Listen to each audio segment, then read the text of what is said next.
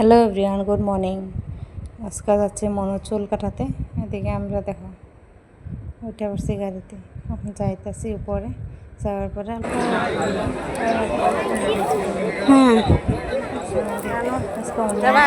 সবসময় ভিড় থাকে, আজকে রবিবার যেহেতু তার জন্য অল্প বেশি।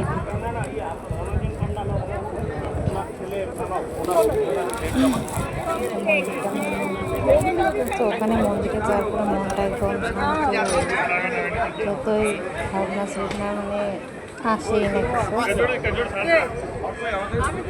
খুব ভালো লাগে। এদিকে দেখো মনে চুল কাটাতেছে, এদিকে এনে সেলুনে চুল কাটা হইতেছে, তারপরে হইব ওই পরে স্নান করাইতে লাগবো। স্নান করার পরে এটা ফটো স্নান টান করার পরে আমরা প্রসাদের লাইনে বসি করলাম।